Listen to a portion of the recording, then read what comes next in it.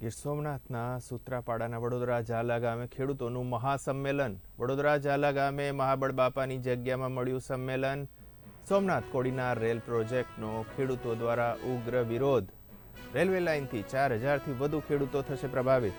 ખેડૂતોની એક જ માંગ, જાન દેંગે પર જમીન નહીં દેંગે. ખેડૂત નેતા સાગર રબારી રહ્યા ઉપસ્થિત.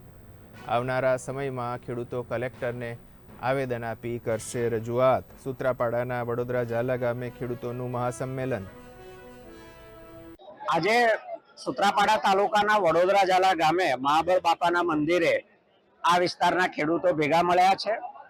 ખેડૂતો એ બાબતથી ત્રસ્ત છે કે જુદા જુદા સમયે જુદા જુદા રૂટ લઈને રેલવે વેરાવળથી કોડીનારનો એક રેલવે રૂટ નાખવા માટે સતત પ્રયત્ન કરે છે.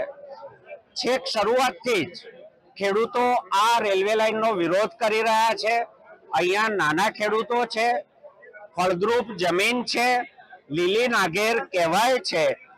જો આ રેલવે લાઇન અથવા આવો કોઈ પણ પ્રોજેક્ટ આવે તો ઘણા બધા ખેડૂતો ખાતેદાર મટી જાય એવી પરિસ્થિતિ છે. એને લઈને નફાકારક ખેતી કરતા આ ખેડૂતો પ્રોજેક્ટનો વિરોધ કરે છે.